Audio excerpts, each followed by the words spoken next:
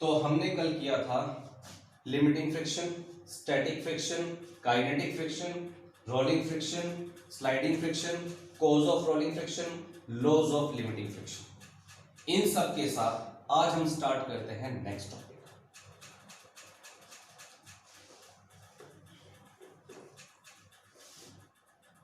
Next topic का नाम है कोफिशिएंट ऑफ फ्रिक्शन।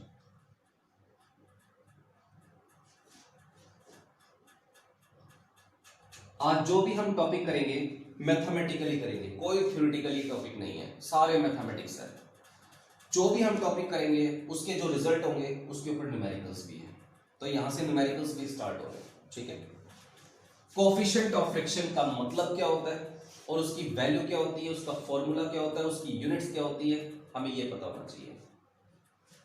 एक चीज हमें पता है, according to law of limiting friction, एक हमने कल लिमिटिंग फ्रिक्शन के लॉ किए थे और उस लॉ के अंदर एक बात आई थी कि जो फ्रिक्शनल फोर्स है वो नॉर्मल रिएक्शन के डायरेक्टली प्रोपोर्शनल होता है।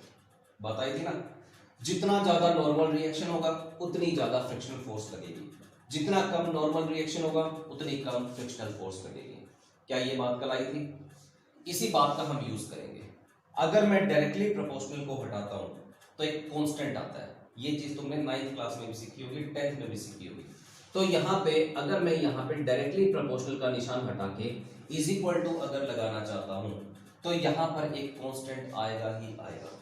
ऐसे कांस्टेंट को मैंने बोल दिया अल्फा, इसको हम बोलते हैं अल्फा, और ये है आर। ठीक है, यहां से अल्फा की वैल्यू निकाल लो, अल्फा की वैल्यू आ जाएगी एफ डिवाइडेड बाई आर। तो ये जो हमने अल्फा निकाला है ना, इसी अल्फा को हम बोलते हैं coefficient of friction. Coefficient of friction को अल्फा से लिखा जाता है और ये दो चीजों का रेशियो होता है। किस किस का? Force of friction divided by normal reaction.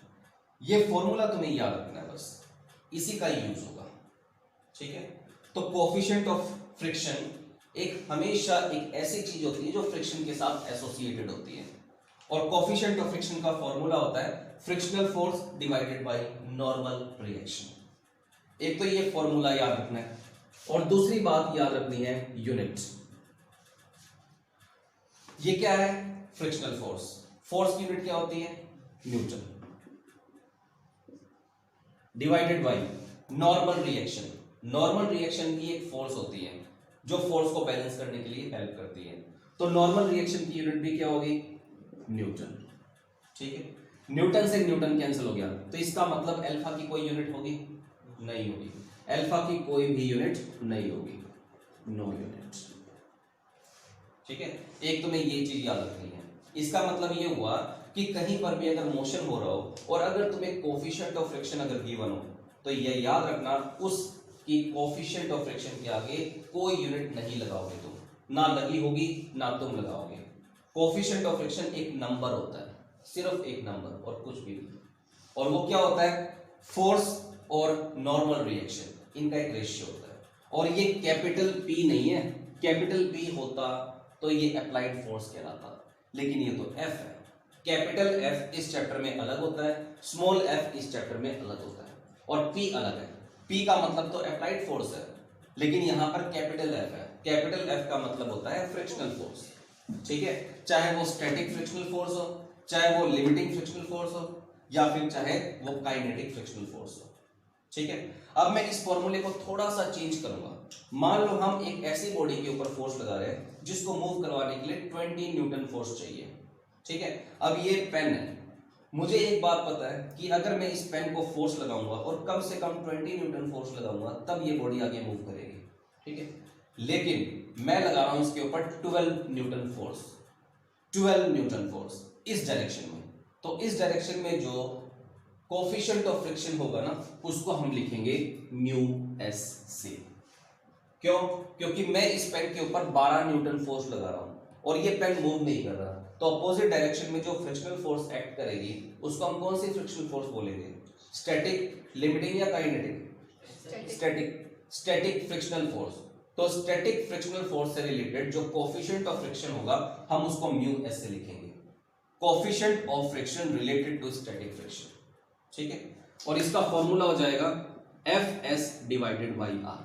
Fs का मतलब हो जाएगा static friction divided by normal reaction, ठीक है। लेकिन अब मैं इसके ऊपर फोर्स लगाता हूं 19 न्यूटन। इसको मूव करवाने के लिए तो चाहिए 20 न्यूटन, लेकिन मैं फोर्स लगा रहा हूं 19 न्यूटन। तो अपोजिट डायरेक्शन में जो फ्रिक्शनल फोर्स एक्ट करेगी वो स्टैटिक फ्रिक्शन होगी या फिर लिमिटिंग फ्रिक्शन होगी? लिमिटिंग फ्रिक्शन होगी, ठीक है। उस टाइम जो कोफिशिएंट ऑफ फ्रिक्शन होगा हम उसको लिखेंगे म्यू एल से, और उसका फॉर्मूला हो जाएगा Fl divided by R। Coefficient of friction related to limiting friction is equal to, ये क्या है, limiting friction divided by normal reaction of the body. Clear है? उसी तरीके से थर्ड बात, ये बॉडी है, मुझे एक बात पता है कि इसको मूव करवाने के लिए कम से कम 20 न्यूटन फोर्स चाहिए, लेकिन अब मैं इसके ऊपर 21 लगा रहा हूं या 20 लगा रहा हूं या 22 लगा रहा हूं, और ये बॉडी मूव कर रही है उस डायरेक्शन में। लेकिन इस डायरेक्शन में जो फ्रिक्शनल फोर्स एक्ट करेगा क्या वो उस अप्लाइड फोर्स से कम होगा या ज्यादा होगा? बताओ, कम होगा। अप्लाइड फोर्स ज्यादा है, ये जो फ्रिक्शनल फोर्स जो क्रिएट होने वाली है जिसको हम काइनेटिक फ्रिक्शन बोलते हैं वो कम होगा। अगर अप्लाइड फोर्स काइनेटिक फ्रिक्शन से ज्यादा नहीं होगा तो ये बॉडी कभी जिंदगी में मूव नहीं कर सकती। तो इसलिए काइनेटिक फ्रिक्शन कम है, अप्लाइड फोर्स ज्यादा है। तो ऐसे काइनेटिक फ्रिक्शन से रिलेटेड एक कोफिशिएंट ऑफ फ्रिक्शन होता है और उसको हम लिखते हैं म्यू के से। म्यू के का मतलब coefficient of friction related to kinetic motion या kinetic friction is equal to F K divided by R. F K का मतलब kinetic friction divided by normal reaction, ठीक है। ये फॉर्मूले को मोशन के हिसाब से बदलते रहता है कि वो लिमिटिंग फ्रिक्शन है, स्टैटिक फ्रिक्शन है या काइनेटिक फ्रिक्शन है, उसके हिसाब से। लेकिन मेन फॉर्मूला है ये कि F बाई आर को हम क्या बोलते हैं, कोफिशिएंट ऑफ फ्रिक्शन, ठीक है। और इसकी कोई भी यूनिट नहीं होती, ये सिंपल जस्ट एक नंबर होता है और कुछ भी नहीं। क्लियर है? कई बुक्स में क्या होगा, ये जो कोफिशिएंट ऑफ फ्रिक्शन है उसको हम अल्फा से नहीं लिखते, उसको हम कई बुक्स में म्यू से लिखते हैं।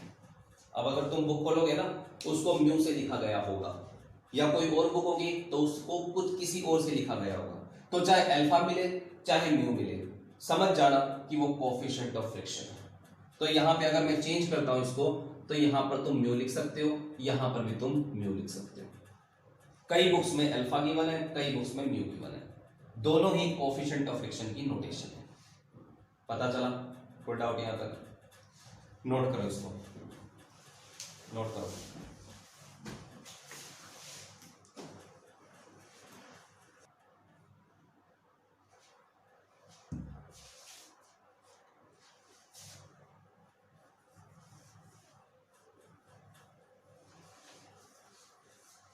उसके बाद जो नेक्स्ट टॉपिक है वो है एंगल ऑफ फ्रिक्शन।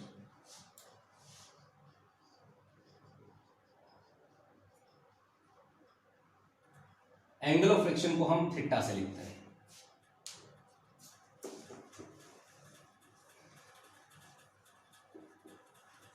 दो तरीके के एंगल्स हैं इस चैप्टर के अंदर, एक तो है एंगल ऑफ फ्रिक्शन और एक होगा एंगल ऑफ रिपोज। ये जो टॉपिक है इसके अंदर हम ये पता लगाएंगे कि थीटा है क्या, और अगले टॉपिक के अंदर एंगल ऑफ रिपोज और एंगल ऑफ फ्रिक्शन में क्या अंतर है, और एंगल ऑफ रिपोज किसे कहते हैं और एंगल ऑफ फ्रिक्शन किसे कहते हैं। ये दो चीजें बहुत इंपॉर्टेंट है और दोनों एक सी लगेंगी, तुम्हें कोई अंतर नहीं मिलेगा। एंगल ऑफ फ्रिक्शन का मतलब क्या है, मान लो ये धरती है, यहां पर एक लकड़ी का ब्लॉक पड़ा हुआ है ऐसे वाला, ठीक है। अगर ये धरती है और लकड़ी का ब्लॉक जस्ट पड़ा हुआ है तो अपोजिट डायरेक्शन में जहां पर ये मोशन करने की कोशिश करेगा उसके अपोजिट डायरेक्शन में एक फ्रिक्शनल फोर्स एक्ट करेगी। अगर मैं इस ब्लॉक को इस तरफ पुश करता हूं तो अपोजिट डायरेक्शन में फ्रिक्शनल फोर्स लगेगी। पहले लगेगी स्टैटिक फ्रिक्शन, फोर्स बढ़ाओगे तो फिर लिमिटिंग फ्रिक्शन भी लग सकती है, और फोर्स बढ़ाओगे तो काइनेटिक फ्रिक्शन भी लग सकती है। वो डिपेंड करता है कि तुम अप्लाइड फोर्स कितनी लगा रहे हो, ठीक है। इसका जो बॉडी का वेट होगा वो हमेशा नीचे की तरफ होगा, कितना होगा, mg, हमेशा। इसको हम बोलते हैं एक्शन, और इसको बैलेंस करने के लिए अपोजिट डायरेक्शन में क्या होता है, रिएक्शन, जिसको तुम नॉर्मल रिएक्शन बोलते हो। अगर मैं यहां पर खड़ा हूं तो मेरे ऊपर भी दो फोर्स एक्ट कर रही है, एक नीचे की तरफ वेट, एक ऊपर की तरफ नॉर्मल रिएक्शन। जो एक दूसरे को बैलेंस कर रही है। ठीक है, अब मैं क्या करता हूं, इस बॉडी के ऊपर कुछ फोर्स अप्लाई करता हूं, और अप्लाइड फोर्स को हम किससे लिखते हैं, P से। लेट कर लिया इस डायरेक्शन में मैं इसको फोर्स लगा रहा हूं, और ये बॉडी के ऊपर एक फोर्स लग रही है जिसको हम बोलते हैं P। ठीक है, इस P को हम क्या बोलते हैं, अप्लाइड फोर्स। अगर ये फोर्स इस तरफ लगेगी तो बॉडी की कोशिश यही है कि वो इसी तरफ मूव करे। अगर मैं इस बेंच को या किसी भी चीज को अगर ऐसे फोर्स लगाऊंगा तो इम्पॉसिबल है कि वो बॉडी अपोजिट डायरेक्शन में मूव करे, हो ही नहीं सकता। तो यहां पर भी वही बात है, लकड़ी का टुकड़ा धरती के ऊपर पड़ा हुआ है, और अगर मैं इसको मूव करवाने की कोशिश करना चाहता हूं तो मुझे एक डायरेक्शन में फोर्स तो लगानी पड़ेगी। तो लेट कर लिया वो डायरेक्शन जहां पर मैं फोर्स लगा रहा हूं वो ये है, और कितनी फोर्स लगा रहा हूं, P। तो अपोजिट डायरेक्शन में एक फ्रिक्शनल फोर्स क्रिएट होगा। ऐसे फ्रिक्शनल फोर्स को हम कैपिटल F से लिखते हैं। अगर ये बॉडी मूव नहीं कर रही तो ये frictional force static frictional force कहलाएगा। अगर ये बॉडी बस मूव करने के कगार पर होगी तो उस टाइम ये frictional force limiting frictional force कहलाएगा। अगर ये बॉडी जस्ट मूव करना शुरू कर देती है तो ये वाली frictional force kinetic frictional force कहलाएगी। वो डिपेंड करता है कि हम फोर्स कितनी लगा रहे हैं। ठीक है, अब यहां पे इस डायग्राम के अंदर दो चीजें हैं, एक तो है ये फ्रिक्शनल फोर्स अपोजिट डायरेक्शन में F, और एक है ये नॉर्मल रिएक्शन ऊपर की तरफ। नॉर्मल रिएक्शन और F, इन दोनों के बीच में एंगल कितना बन रहा है, 90 डिग्री बन रहा है ना। तो हमें एंगल ऑफ फ्रिक्शन को स्टडी करना है, तो इसके लिए मुझे इस साइड का डायग्राम नहीं, इस साइड का डायग्राम देखने की जरूरत है। एक तो मुझे देखना है नॉर्मल रिएक्शन, एक देखना है मुझे फ्रिक्शनल फोर्स। अब नॉर्मल रिएक्शन भी एक फोर्स है, यानी एक वेक्टर क्वांटिटी है। फ्रिक्शनल फोर्स भी एक फोर्स है, मतलब एक वेक्टर क्वांटिटी है। दो वेक्टर्स हैं, एक तो ये वाला वेक्टर, एक ये वाला वेक्टर। मैं क्या करता हूं, दोनों वेक्टर्स का ले लेता हूं एक रिजल्टेंट R। ठीक है, ये जो रिजल्टेंट है ना, इसके अंदर दोनों वेक्टर्स का इफेक्ट प्रेजेंट है, मतलब दो अलग अलग वेक्टर्स का काम अकेला ये वाला वेक्टर कर सकता है। तो अगर रिजल्टेंट ऐसे है, अगर F फोर्स ऐसे है, तो दोनों का एक रिजल्टेंट है ये वाला। तो यहां पे दो वेक्टर्स हैं, एक तो वेक्टर्स हो गया ये फ्रिक्शनल फोर्स, और एक वेक्टर हो गया ये normal reaction of the body. तो normal reaction of the body और फ्रिक्शनल फोर्स दोनों का मैंने ले लिया रिजल्टेंट, ये रिजल्टेंट है, और ये जो रिजल्टेंट है ना, वो इस नॉर्मल रिएक्शन के साथ एक एंगल बनाएगा। रिजल्टेंट नॉर्मल रिएक्शन के साथ जो भी एंगल बनाता है उस एंगल को हम बोलते हैं एंगल ऑफ फ्रिक्शन। पता चला? ठीक है, अब यहां पे मैं पैरेललोग्राम बना देता हूं ऐसे। यहां पे एक ट्रायंगल बन गई, ये वाली ट्रायंगल। इस ट्रायंगल को नाम दे दो, इस ट्रायंगल को मैंने नाम दे दिया OPQ, बस नाम दे दिया। इस ट्रायंगल के अंदर मुझे लेना है tangent theta in triangle OPQ। इस ट्रायंगल के अंदर अगर तुम ध्यान से देखो तो ये जो है PQ, इसको तो हम बोलते हैं परपेंडिकुलर, और ये जो OR है या OQ है इसको हम बोलते हैं बेस, और ये जो OP है इसको हम बोलते हैं हाइपोटेनियस। और मुझे लेना है इस ट्रायंगल के अंदर टेंजेंट थीटा, तो क्या होगा, परपेंडिकुलर अपॉन बेस होगा या नहीं होगा। तो यहां पर परपेंडिकुलर क्या हुआ, PQ डिवाइडेड बाय बेस क्या हुआ, OQ। ठीक है, तो इस ट्रायंगल के अंदर अगर मैं PQ बाई OQ ले लेता हूं तो इसका मतलब मैं क्या ले रहा हूं, टेंजेंट थीटा। ठीक है, तो यहां पे टेंजेंट थीटा का सिंपल सा फॉर्मूला आ गया PQ डिवाइडेड बाई OQ। अब ये जो PQ है इसकी लेंथ और इसकी लेंथ बराबर होती है। दिखने में ये ऐसा दिख रहा है, इसको थोड़ा सा सीधा बना दो।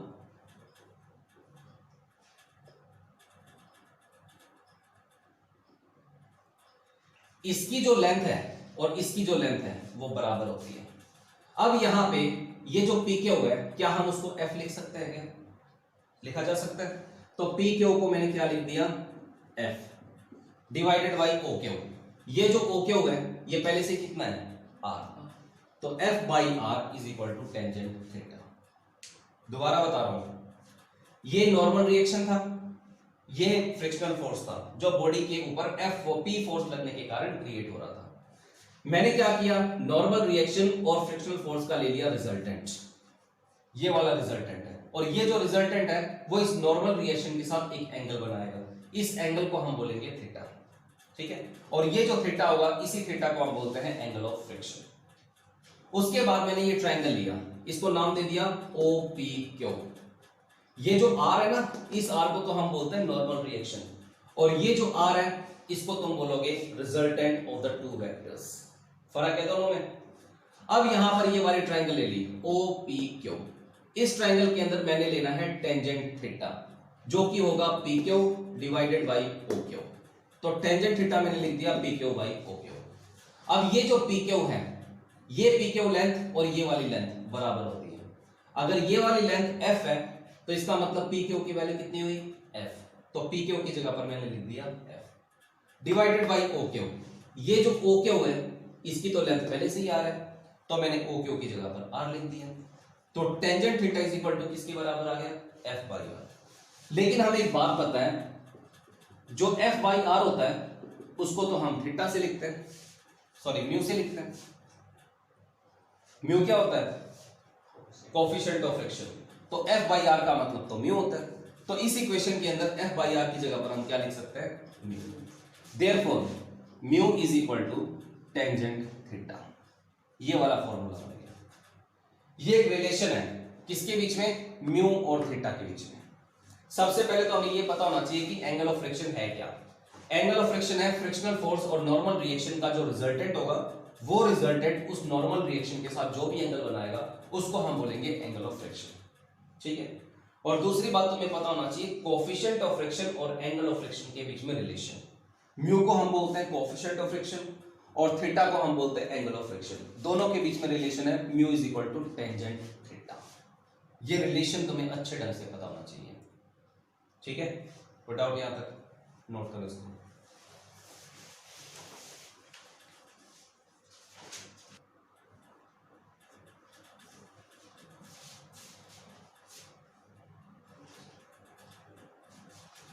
उसके बाद है angle of repose.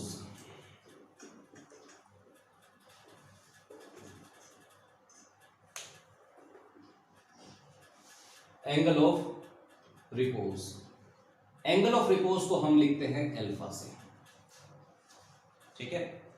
Angle of friction को तो लिखा जाता है थीटा से, एंगल ऑफ रिपोज को लिखा जाता है अल्फा से।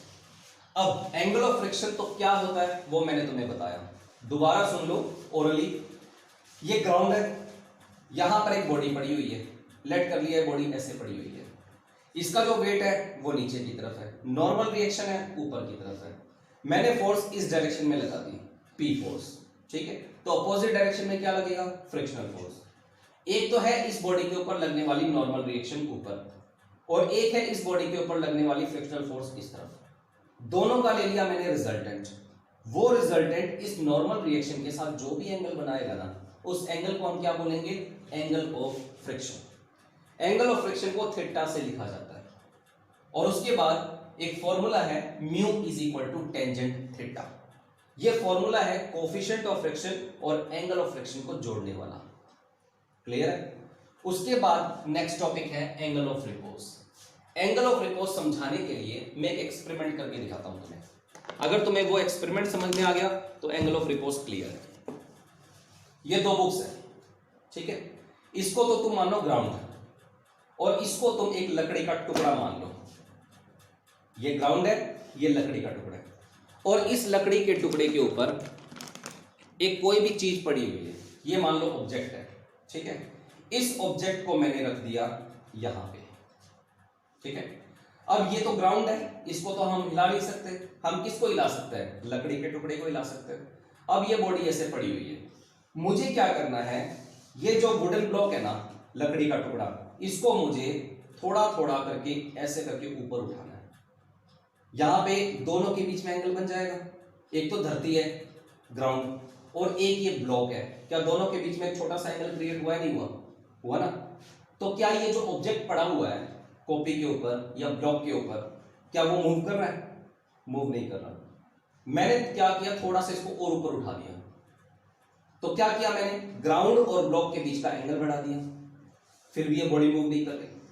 फिर मैंने इसको और ऊपर उठा दिया, यानी एंगल बढ़ा दिया, फिर भी ये बॉडी मूव नहीं कर रही। फिर मैंने इसको और ऊपर उठा दिया और ये बॉडी मूव करके नीचे गिर गई ना।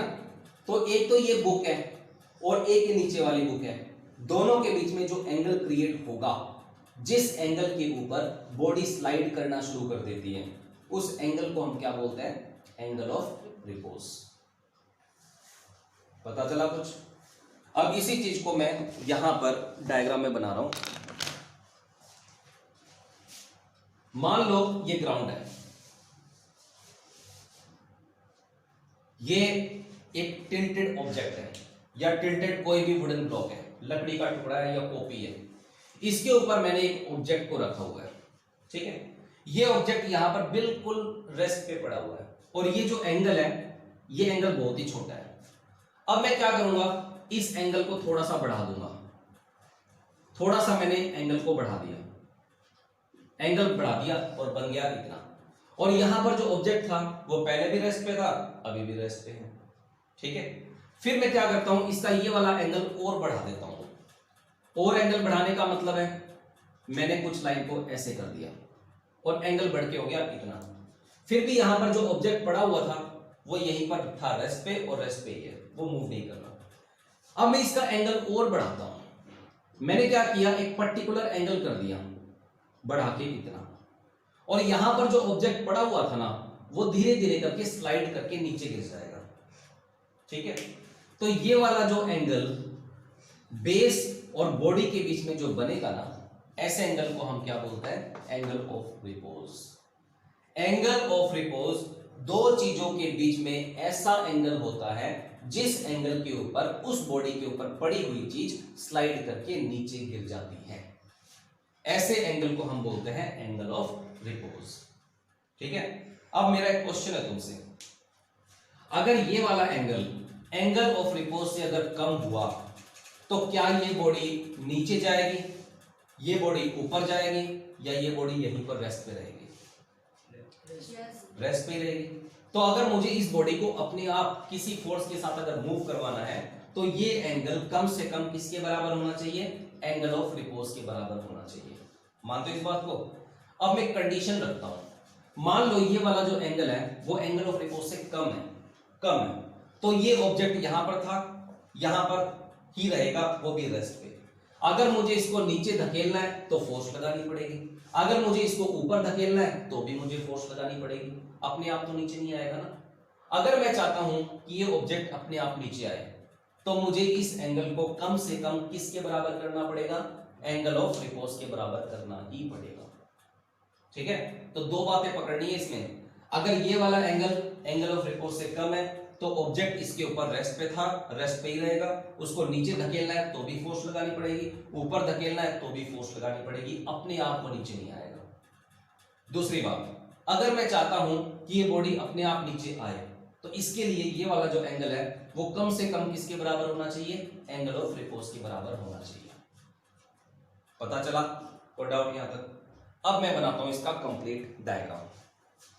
यहां तक तो मैंने ये समझाया तुम्हें कि एंगल ऑफ रिपोज होता क्या है। एंगल ऑफ रिपोज दो ऑब्जेक्ट के बीच में बनने वाला एंगल होता है, जिसमें से एक ऑब्जेक्ट ग्राउंड होता है और दूसरा ऑब्जेक्ट कोई भी सरफेस हो सकता है।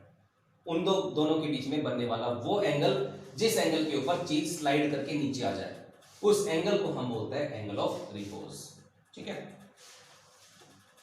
मैंने क्या किया, एक तो बना दिया ग्राउंड बेस और एक बना दिया ऑब्जेक्ट यानी सरफेस। ये बेस है, ये सरफेस है, दोनों के बीच में जो एंगल बन रहा है लेट कर लिया, वो एंगल ऑफ रिपोज ही बन रहा है, ठीक है। अब यहां पर एक ब्लॉक पड़ा हुआ है, वुडन ब्लॉक। अब ये वुडन ब्लॉक धीरे धीरे करके स्लाइड तो करेगा ही करेगा ना। अब इसका जो वेट होगा वुडन ब्लॉक का, वो तो हमेशा नीचे ही एक्ट करेगा। इस वुडन ब्लॉक का जो वेट होगा लेट कर लिया mg नीचे ऐसे, ठीक है। तो इसका जो नॉर्मल रिएक्शन है वो तो सरफेस के नॉर्मली लगेगा r। ये चीज ध्यान देना क्योंकि बच्चे इसमें नॉर्मली गलत करता है। क्या बच्चे क्या करेंगे, अगर वेट ऐसे है तो नॉर्मल रिएक्शन को ऐसे बनाएंगे, ऐसे नहीं बनाना। नॉर्मल रिएक्शन सरफेस के हमेशा परपेंडिकुलर होता है, तो अगर वेट नीचे की तरफ ऐसे एक्ट कर रहा है तो नॉर्मल रिएक्शन ऐसे एक्ट करेगा, ठीक है। अब अगर ये बॉडी नीचे आ रही है तो फ्रिक्शनल फोर्स कहाँ एक्ट करेगी? पीछे की तरफ, क्योंकि मैंने क्या किया हुआ है, ये वाला जो एंगल है उसको एंगल ऑफ रिपोज के बराबर किया हुआ है, तो ये बॉडी तो नीचे आएगी आएगी, उसको तो कोई नहीं रोक सकता। तो उस टाइम अपोजिट डायरेक्शन में हमेशा एक फोर्स एक्ट करती है जो मोशन का अपोज करती है। ऐसी फोर्स को हम क्या बोलते हैं? Frictional force. क्लियर है इतना? उसके बाद एक नई चीज है, मैंने क्या किया, ये जो नॉर्मल रिएक्शन है ना, बिल्कुल इसके ऑपोजिट में ऐसे डॉटेड लाइन खींच दी। मतलब ये नॉर्मल रिएक्शन है यहां तक, इसके ऑपोजिट में मैंने एक डॉटेड लाइन खींच दी ऐसे। ये जो mg है वो इस बेस के साथ एक एंगल बनाएगा, ठीक है, और ये वाला जो एंगल बनता है उतना ही एंगल यहां पर भी बनेगा। ये फिजिक्स कहती है, मैं नहीं कहता, ना मैं ये कहता कि मैथमेटिक्स के अकॉर्डिंग ये एंगल और ये एंगल बराबर है। फिजिक्स कहती है कि दो सरफेसेस अगर एक दूसरे के साथ अगर अल्फा एंगल बना रहे हो और ये अल्फा एंगल ऑफ रिपोज है, और इस एंगल के ऊपर अगर बॉडी नीचे अगर स्लाइड करना शुरू कर देती है, तो उस टाइम यहां पर जो एंगल बनेगा ना वो इसी एंगल के बराबर होगा। ठीक है, अब यहां पर वही पुरानी बात कौन सी? ये धरती है, बेस है, और ये v है। लेट कर लिया, v का मतलब है वेलोसिटी। ये जो वेलोसिटी है वो इस धरती के साथ थीटा एंगल बना रही है, तो हम इस वेलोसिटी के दो कंपोनेंट्स लिख सकते हैं, दो रिजॉल्व कर सकते हैं कंपोनेंट्स में। एक तो ये हो जाएगा बेस वाला, इसको हम क्या लिख सकते हैं? v cos थीटा, और एक ये हो जाएगा परपेंडिकुलर वाला, इसको हम क्या लिख सकते हैं? v sin theta. लिखा जा सकता है ना, बिल्कुल ऐसे ही यहां पर है। ये तो हो गया बेस, और ये हो गया mg का मतलब एक फोर्स होती है। ये जो फोर्स है ना वो इस बेस के साथ थीटा एंगल बना रहा है, तो हम इसको भी दो भागों में तोड़ सकते हैं। ये हो जाएगा mg cos थीटा, और एक ये हो जाएगा mg sin थीटा। ऐसे समझ में आया? तो ये जो mg है ये एक फोर्स है, ये इस बेस के साथ अल्फा एंगल बना रहा है, अल्फा। तो यहां पे mg cos अल्फा आएगा, और यहां पर क्या आ जाएगा? mg sin अल्फा, क्योंकि बनने वाला एंगल क्या है? अल्फा। ठीक है, बिल्कुल वही चीज है। अगर ये फोर्स है या v वेलोसिटी है, और अगर ये बेस के साथ थीटा एंगल बना रहा है, तो हम इस वेलोसिटी के दो कंपोनेंट लिख सकते हैं, जैसे कि हमने सेकंड यूनिट में पढ़ा। क्या? v cos थीटा, और एक ये v sin थीटा। बिल्कुल ऐसे ही है कि अगर ये mg है, mg भी एक फोर्स होती है, वेक्टर है ये, और ये इस बेस के साथ अल्फा एंगल बना रहा है, तो हम इसको दो भागों में तोड़ सकते हैं। एक तो यही वाला mg cos अल्फा, और एक ये वाला mg sin अल्फा, और अल्फा का मतलब ये वाला एंगल। पता चला? इसी डायग्राम को हम बोलते हैं फ्री बॉडी डायग्राम। ऐसे वाले जो डायग्राम होते हैं ना जहां पर फोर्सेस बनाते हो और उसकी डायरेक्शन दिखाते हो, ऐसे डायग्राम को फ्री बॉडी डायग्राम बोला जाता है। अब यहां पे चीजें अपने आप बैलेंस होंगी। मान लो किसी एक पर्टिकुलर टाइम की बात करते हैं, किसी एक पर्टिकुलर टाइम, उस टाइम के ऊपर ये जो F फोर्स है, फ्रिक्शनल फोर्स, वो इस mg sin थीटा को बैलेंस कर लेगा, क्योंकि इन दोनों की डायरेक्शन अपोजिट है। और ये जो ऊपर R है वो इस mg cos अल्फा को बैलेंस कर लेगा। ये जो R है ना, अब वो mg को बैलेंस नहीं करेगा, ये R mg के एक कंपोनेंट mg cos अल्फा को बैलेंस करेगा, क्योंकि R अगर यहां पर है तो उसकी बिल्कुल सीध में पीछे की तरफ mg cos अल्फा है, तो ये जो R है वो mg cos अल्फा को बैलेंस कर लेता है। इसको दे दिया इक्वेशन नंबर 1। ठीक है, अब ये जो फ्रिक्शनल फोर्स है वो इस mg sin अल्फा को बैलेंस करेगा, क्योंकि अगर फ्रिक्शनल फोर्स उस तरफ है तो mg sin अल्फा इस तरफ है, तो फ्रिक्शनल फोर्स बैलेंस कर लेगा mg sin अल्फा को। इसको दे दिया इक्वेशन नंबर 2। ये इक्वेशंस तुम्हें लिखनी आनी चाहिए। ठीक है, तो यहां पे F तो बैलेंस कर रहा है mg sin अल्फा को, और R बैलेंस कर रहा है mg cos अल्फा को। कोई डाउट यहां तक? ये तो है अकॉर्डिंग टू डायग्राम। अब मैं 2 को 1 से डिवाइड कर देता हूं। डिवाइड 1 बाई 2, 2 को 1 से डिवाइड कर दो, यानी F divided by R is equal to mg sin alpha divided by mg cos alpha. ऐसे लिखा जा सकता है। mg से mg कैंसिल हो गया, sin alpha by cos alpha को हम क्या लिख सकते हैं? Tangent alpha.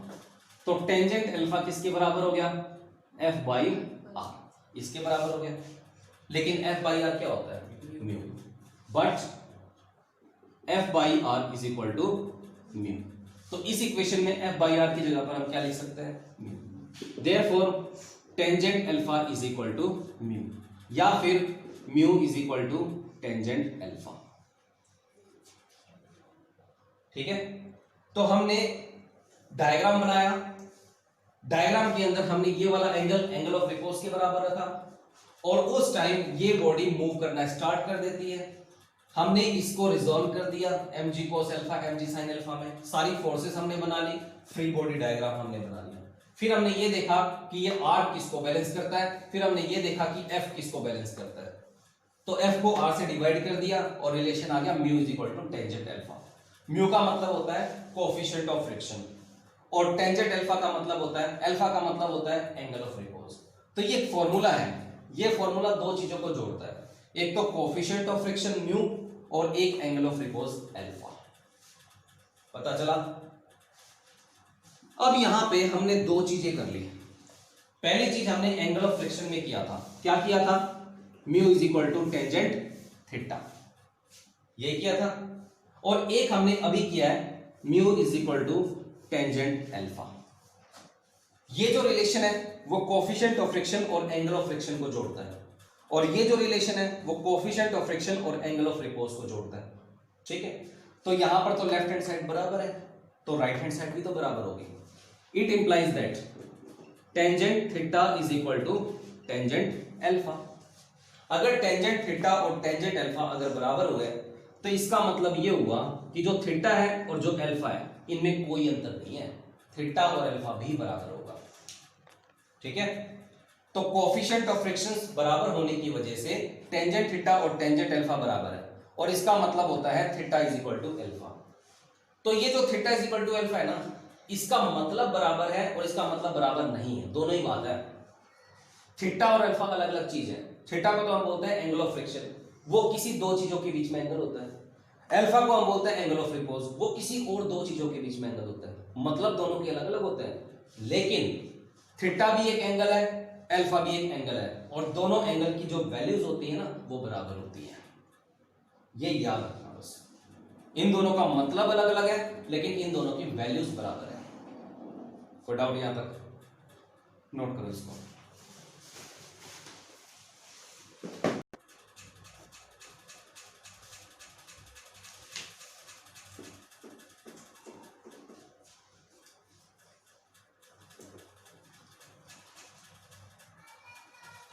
उसके बाद एक इंपॉर्टेंट टॉपिक है, उसका रिजल्ट भी इंपॉर्टेंट होगा और उसके स्पेशल केसेस भी इंपॉर्टेंट होंगे।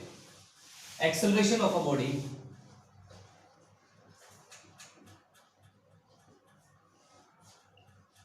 Down a rough inclined plane।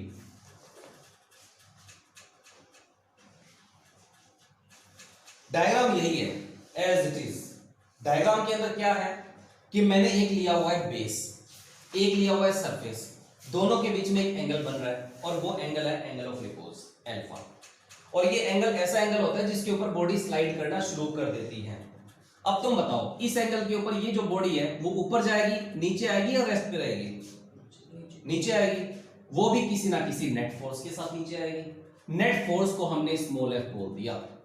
तो यहां पे जो स्मॉल एफ है इसको हम बोलते हैं net force acting on the body. की जो बॉडी हमने रखी हुई है ऊपर, ये वाली ब्लॉक, इसके ऊपर नेट फोर्स कितनी लग रही है और कहां लग रही है। कैपिटल एफ का मतलब तो होता है फ्रिक्शनल फोर्स, और स्मॉल एफ का मतलब होता है उस बॉडी के ऊपर लगने वाली नेट फोर्स। ठीक है, अब यहां पर ये बात तो चलो ठीक है, ये जो आर है वो mg cos अल्फा को बैलेंस करेगा अकॉर्डिंग टू डायग्राम। आर जो है वो किसको बैलेंस करेगा? mg cos अल्फा को करेगा वो तो इक्वेशन नंबर 1। लेकिन मैंने ऐसा एंगल अल्फा यहां पर सेट किया हुआ है कि ये जो बॉडी है वो यहां पर चाह कर भी रेस्ट पे नहीं रह सकती। ठीक है, जो मैंने पिछला टॉपिक करवाया उसके अंदर भी अल्फा एंगल था, लेकिन जब अल्फा एंगल यहां पर सेट कर देते हैं उसी टाइम एक पर्टिकुलर टाइम के ऊपर हमने डायग्राम ड्रॉ किया था, और उस टाइम हमने सारी फोर्सेस को बैलेंस किया था। ये जो F है वो mg sin अल्फा को बैलेंस कर रहा था, R mg cos अल्फा को बैलेंस कर रहा था। वो किसी एक पर्टिकुलर सेकंड पे, और वो जो पर्टिकुलर टाइम है ना वो मोशन स्टार्ट होने से पहले का टाइम था। मोशन स्टार्ट हुआ नहीं था, होने वाला था। उस टाइम हमने R को mg cos अल्फा के बराबर लिखा था और F को mg sin अल्फा के बराबर लिखा था, दोनों को डिवाइड किया था, रिलेशन निकाला था। लेकिन अब बॉडी मूव कर रही है नीचे की तरफ विद सम फोर्स F, ठीक है। अगर ये फोर्स इस तरफ लग रही है तो कल वाला टॉपिक दोबारा यहां पर यूज होगा। क्या, कैसे? ये जो बॉडी है, मुझे एक बात पता है कि इसके ऊपर अगर 20 न्यूटन की फोर्स अगर लगे तो ये बॉडी आगे मूव करेगी, ठीक है। लेट कर लिया मैंने 19 न्यूटन फोर्स लगा दी, 19, तो क्या ये बॉडी आगे मूव करेगी? मूव कर ही नहीं सकती। उस टाइम आगे की तरफ अप्लाइड फोर्स और पीछे की तरफ लिमिटिंग फ्रिक्शन वो एक दूसरे के साथ बराबर हो जाएंगे ना। अब मैं इसके ऊपर 20 न्यूटन फोर्स लगाता हूं। 20 न्यूटन फोर्स लगाते ये बॉडी आगे मूव करना स्टार्ट कर देती है विद सम फोर्स P, और पीछे की तरफ लगती है kinetic friction. Applied force P ज्यादा होगा, काइनेटिक फ्रिक्शन कम होगा, तभी तो ये बॉडी मूव करेगी। और इसके ऊपर नेट फोर्स आगे की तरफ लग रही है। वही बात यहां पर भी है। अगर ये body with some net force F अगर नीचे सरक रही है तो इसका मतलब फॉरवर्ड फोर्स ज्यादा है और बैकवर्ड फोर्स कम है, यही मतलब हुआ। तो अब हम निकालेंगे नेट फोर्स F। वो F नेट फोर्स कितनी लग रही है इसके ऊपर? फॉरवर्ड फोर्स कितनी है? mg sin अल्फा, और बैकवर्ड फोर्स जो अपोजिंग फोर्स है वो कितनी है? F। तो इसके ऊपर नेट फोर्स कितनी लगी? mg sin अल्फा माइनस का F। फॉरवर्ड फोर्स ज्यादा होनी चाहिए, बैकवर्ड फोर्स कम होनी चाहिए, तभी तो ये बॉडी विद सम फोर्स नीचे आएगी।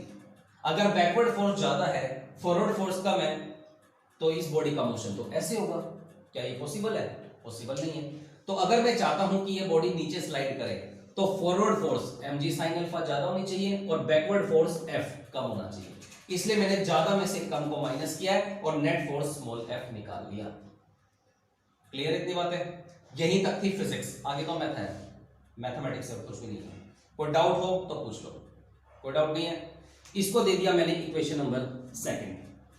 अब हमारा एक ही काम है, f की वैल्यू निकालना। वी नो दैट,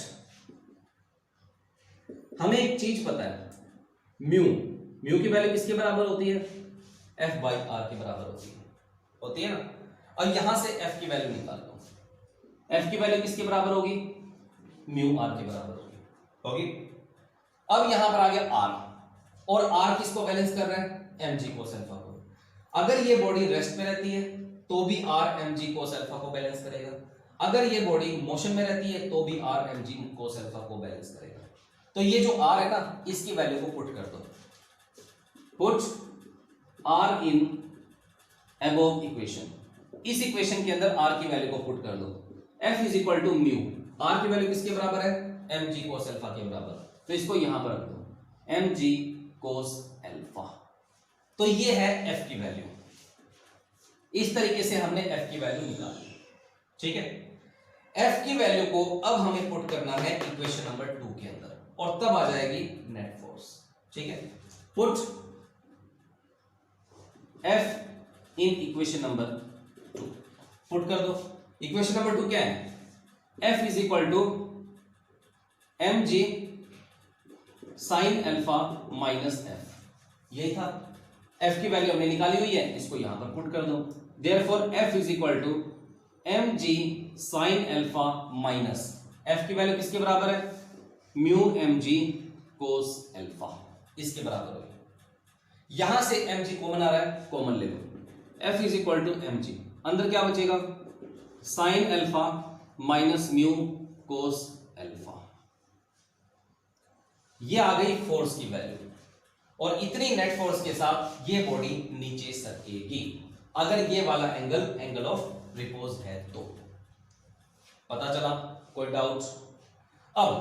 अब बात ये है कि अगर ये बॉडी नेट फोर्स के साथ अगर नीचे आ रही है तो उसका कोई ना कोई एक्सेलरेशन भी तो होगा। एक्सेलरेशन कितना होगा अब हमें वो देखना है कि अगर ये बॉडी नीचे आ रही है तो किसी ना किसी एक्सेलरेशन के साथ आ रही है, वो क्या होगा? ये जो f है, f को हम क्या m में लिख सकते हैं क्या? According to Newton second law F is equal to M A, right, F is equal to M A. Therefore यहां पर F की जगह पर मैंने क्या लिख दिया, M A is equal to, यहां पर क्या था, M G sine alpha minus mu cos alpha, यही था। m से m कैंसिल हो गया, a की वैल्यू किसके बराबर आ गई, g sign alpha minus mu cos alpha, ये आ गई एक्सेलरेशन की वैल्यू। इतने एक्सेलरेशन के साथ ये बॉडी नीचे स्लाइड करेगी। यहां पे दो तीन चीजें इंपॉर्टेंट है। पहली चीज क्या इंपॉर्टेंट है कि अगर ये वाला अल्फा अगर एंगल ऑफ रिपोज से अगर कम हुआ तो ये बॉडी ना तो नीचे सरकेगी ना ऊपर सरकेगी, बल्कि क्या रहेगी, रेस्ट पे। ठीक है, अगर मुझे इसको नीचे सरकाना होगा तो भी फोर्स लगानी पड़ेगी, अगर मुझे इसको ऊपर सरकाना होगा तो भी मुझे फोर्स लगानी पड़ेगी। ठीक है, पहली बात तो ये है। दूसरी बात क्या ध्यान रखनी है कि अगर ये वाला एंगल ऑफ रिपोज के बराबर हो या थोड़ा बहुत उससे ज्यादा हो तो उस टाइम ये बॉडी अपने आप नीचे स्लाइड करना शुरू कर देती है with some net force F, और उस नेट फोर्स की वैल्यू किसके बराबर है, mg into sine alpha minus mu cos alpha. Mu का मतलब है कोफिशिएंट ऑफ फ्रिक्शन, अल्फा का मतलब है एंगल ऑफ रिपोज, mg का मतलब है वेट ऑफ द बॉडी, और F का मतलब है net force acting on the body. ठीक है, तीसरी बात जो तुम्हें ध्यान रखनी है वो ये है कि अगर ये वाला एंगल ऑफ रिपोज के बराबर है और ये बॉडी अगर नीचे की तरफ स्लाइड कर रही है तो किसी ना किसी एक्सेलरेशन के साथ स्लाइड करेगी, और एक्सेलरेशन की वैल्यू किसके बराबर होगी, g into sine alpha minus mu cos alpha, इसके बराबर होगी। पता चला। अब ये जो एक्सेलरेशन है ना, वो एक्सेलरेशन ड्यू टू ग्रेविटी से हमेशा कम होता है, ये बात तुम्हें स्पेशली याद रखनी है। एक्सेलरेशन ड्यू टू ग्रेविटी, इसकी वैल्यू तुमने 9th क्लास में पढ़ी है, 9.8 मीटर पर सेकंड स्क्वायर पढ़ी है ना। तो ये इतने एक्सेलरेशन के साथ तो नीचे कभी नहीं आ सकती। एक तो बॉडी को ऐसे फेंको नीचे आएगी, और एक बॉडी को तुम स्लाइड करो नीचे आएगी। क्या इसकी स्पीड और इसकी स्पीड क्या सेम रहेगी क्या, ये तो ज्यादा होगी स्पीड और ये कम होगी। तो यहां पर जो एक्सेलरेशन नीचे की तरफ होगा वो तो एक्सेलरेशन ड्यू टू ग्रेविटी होगा, जिसकी वैल्यू 9.8 के बराबर होती है। लेकिन जो एक्सेलरेशन ऐसे क्रिएट होगा स्लाइडिंग मोशन में, उसकी value acceleration due to gravity यानी 9.8 से कम ही होगी, ज्यादा नहीं हो सकती, ना बराबर हो सकती। तो ये चीज तुम्हें स्पेशली याद रखनी है, acceleration of the body sliding on the plane is always less than the value of acceleration due to gravity. Clear है, कोई डाउट यहां तक। उसके बाद इसके दो स्पेशल केस हैं, वो मैं तुम्हें आज नहीं करवा रहा, वो फॉर्मूले हैं वो मैं तुम्हें कल करवाऊंगा, लेकिन आज इतना करो। ठीक है, कल के लिए डायग्राम फिर दोबारा हम ड्रॉ करेंगे, फिर उसके स्पेशल केस मैं बनाऊंगा। ठीक है, नोट करो।